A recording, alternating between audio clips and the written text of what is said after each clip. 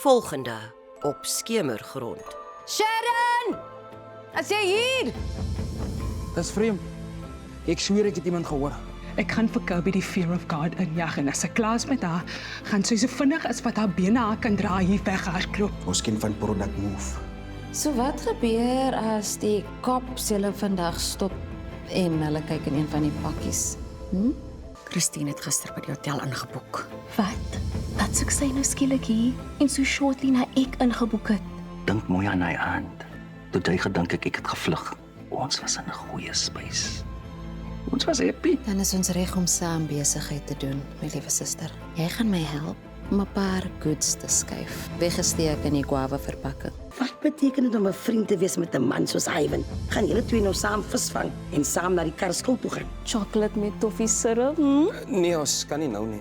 Kom aan, dit is jou favorite. Kom ons gaan eerder bistro toe. Julle almal is deesdae so weird. Wat gaan in?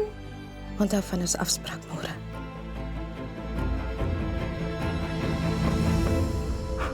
Ek was gister by die call center waar Sharon gesê het sy werk. Ek het sommer foto's van haar ook gewys vir hulle. 20 mense, maar nou lakkers. Het jy op jou kop geval? Wat die hel maak jy nou nog hier?